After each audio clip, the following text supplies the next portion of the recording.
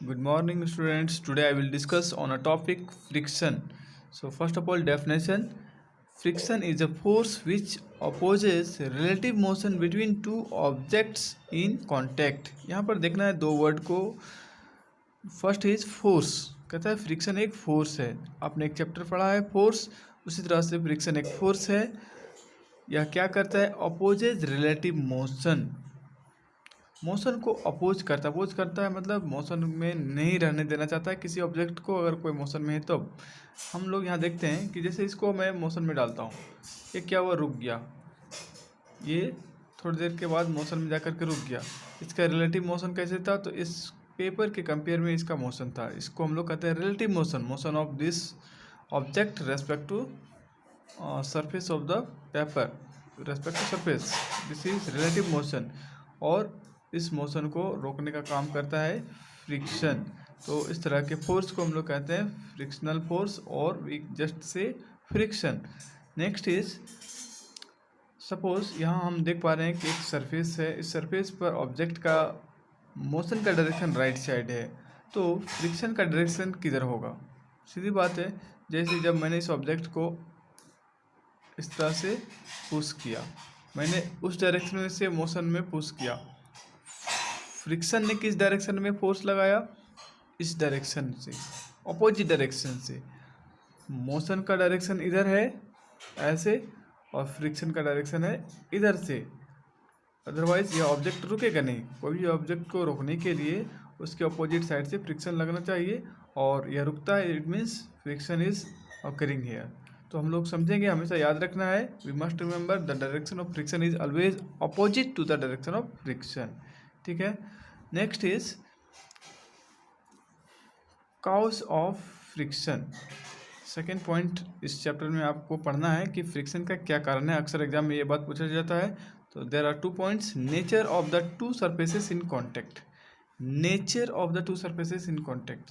जो बॉडी है उसका क्या नेचर है जो कॉन्टैक्ट में, सरफेस के कॉन्टैक्ट में. नेचर का मतलब वह कितना रफ है, roughness of the surfaces in contact. जैसे देखिए, इसको कितना आसानी से स्लाइड किया जा सकता है, लेकिन अगर हम इसकी बात करें तो ये उतनी आसानी से स्लाइड नहीं कर रहा है, और ये आसानी से स्लाइड हो रहा है क्योंकि इस पर रफनेस कम है और इस रबर पर रफनेस थोड़ा ज़्यादा है. Next is force pressing the two surfaces together. Force pressing the two surfaces together, जिससे हम लोग कहते हैं वेट. जैसे यहाँ पर अभी हम देखते हैं, इसको हम स्लाइड करते हैं. चलिए एक अनदर एग्जांपल पर बात करते हैं. जैसे यह बॉक्स आप देख पा रहे हैं, यहाँ पर एक रबर का हमने स्ट्रिंग बनाया है, इसे हम पुल करते हैं. ये स्लाइड कर रहा है. आप इस रबर को देखेंगे, जैसे ही पुल किया गया ये स्लाइड कर रहा है. अब इसके ऊपर कुछ वेट लगा दीजिए, कुछ वेट डाल देते हैं. अब आप देखिए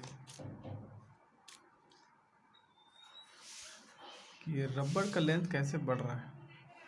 क्या पिछले बार की तरह है या फ्रिक्शन अपोज किया? नहीं. हमने देखा कि जैसे ही वेट बढ़ा दिया गया, इस बॉक्स के सरफेस में फ्रिक्शन बढ़ गया. So we can say that there are two causes of friction. One is roughness of the surfaces in contact, another is weight, or we can say force pressing the two surfaces together. Okay. Next we'll discuss on a point types of frictions. In class 8 we'll discuss 3 types of friction. One is static friction, sliding friction, rolling friction. देखिए ये तीनों क्या होते हैं. Static का मतलब है जब ऑब्जेक्ट रेस्ट में होता है तब उस पर जिस तरह का फ्रिक्शन लगता है उसे हम लोग कहते हैं स्टैटिक फ्रिक्शन. जब ऑब्जेक्ट स्लाइड करता है तब उसे हम लोग स्लाइडिंग फ्रिक्शन कहते हैं, और जब रोल करता है तो उस पर जो फ्रिक्शन एक्ट होता है उसे हम लोग रोलिंग फ्रिक्शन कहते हैं. अब हम लोग इसको थोड़ा सा समझते हैं. इस बॉक्स के हेल्प से हम लोग समझेंगे. और इस स्ट्रिंग को, या जो रबर स्ट्रिंग दिखाई पड़ रहा है, इसे आप वॉच करिए कि देखिए अभी इसका अपना कोई भी वेट है, इसे हम लोग पुल कर रहे हैं. ये कितना इलोंगेट होता है. देखिए नॉर्मली इसे ये लेंथ में होना चाहिए. जब मैं इसे पुल करने का प्रयास कर रहा हूँ तो रबर का लेंथ बढ़ रहा है, या बॉक्स आना नहीं चाह रहा है. क्यों नहीं आना चाह रहा है? यहाँ पर रीज़न है क्यों नहीं यह बॉक्स आना चाह रहा है। मैंने तो फोर्स लगा दिया, फिर भी यह बॉक्स नहीं आ रहा है, क्योंकि इस बॉक्स के पास अभी एक फ्रिक्शन एक्ट हो रहा है। मैं मोशन इधर लाना चाहता हूँ, फ्रिक्शन ने उसे उस डायरेक्शन में फोर्स लगाया हुआ है, और वह फोर्स स्टैटिक फ्रिक्शन है। स्टैटिक फ्रिक्शन की वजह से वह नहीं आ रहा है। लेकिन हम क्या करेंगे, एक बार अगर हम अपने फोर्स को थोड़ा कंटिन्यूसली बढ़ाते चलें तो क्या होगा, जो इसका स्टैटिक फ्रिक्शन है वह वीक हो जाएगा, या फिर वह अपोज नहीं कर सकता। उसके बाद जब ये स्लाइड करेगा तब भी फ्रिक्शन लगेगा। अब वह जो फ्रिक्शन होगा वह स्टैटिक नहीं, सेकेंड टाइप का फ्रिक्शन जो हो जाएगा, जब ये स्लाइड करेगा उस वक्त स्टैटिक फ्रिक्शन नहीं होगा। उस स्लाइड के वक्त जो फ्रिक्शन लगेगा उसे हम लोग कहेंगे स्लाइडिंग फ्रिक्शन। कि ऐसा बात नहीं कि आप कोई ऑब्जेक्ट को स्लाइड कर रहे हैं तो आपको बहुत आसानी से आ रहा है, किसी ऑब्जेक्ट को आपने सरफेस में पुल किया है तो ऐसा बात नहीं कि नहीं फ्रिक्शन लगता है, आपको अपोज हो रहा है किसी फोर्स की वजह से ऐसा होता है, ऐसा आप महसूस करते हैं। तो जब मोशन में होगा तभी एक फ्रिक्शन होगा, जब रुका हुआ है, जब तक रुका हुआ है तब तक एक फ्रिक्शन लगेगा, जिसे हम लोग स्टैटिक फ्रिक्शन कहते हैं। हम लोग पहले दोनों को डिस्कस करते हैं। देखिए मैं इसे पुल करता हूँ फिर से। देखिए रबर का लेंथ आप वॉच करिए, देखिए आपको थोड़ा यहाँ वॉच करना है कि जब यह रेस्ट में था तो रबर का लेंथ काफ़ी ज़्यादा हो रहा है, जैसे ये मोशन में आ गया रबर का लेंथ घट रहा है। यहाँ पर एक कंक्लूजन सामने आता है जो आपको समझना है कि जब ऑब्जेक्ट स्टैटिक में होता है तब वह फ्रिक्शन स्लाइडिंग फ्रिक्शन से ज़्यादा होता है। या फ्रिक्शन अगर 10 न्यूटन लगा रहा है जब वह रुका हुआ है तब, तो हो सकता है कि ये 9 लगा रहा है, 8 लगा रहा है, जब स्लाइड करेगा तो ये फ्रिक्शन थोड़ा कम होता है। Last one is rolling friction. अब हम लोग इसी एक्टिविटी को फिर से समझेंगे। अब क्या करना है, इसके सरफेस पर एक रोलर लगाना है। हम लोग कुछ पेंसिल्स का रोलर बना सकते हैं। इस रोलर को सरफेस पर रख दिए जैसा गाड़ी के पहिए में होता है, और इस रोलर के ऊपर इस बॉक्स को रख दिया जाए। और अब फिर से आप वॉच करिए कैसे ये मूव करता है। तो आप देख पा रहे हैं थोड़ा सा ही फोर्स लगाइए, बहुत आसानी से मूव कर रहा है। So we can say that such friction is called rolling friction. लेकिन आपको क्या लगा कि मैंने जब रोलर लगा दिया, पेंसिल लगाया रोलर के जगह पर, तो क्या फ्रिक्शन नहीं लगा? लगा।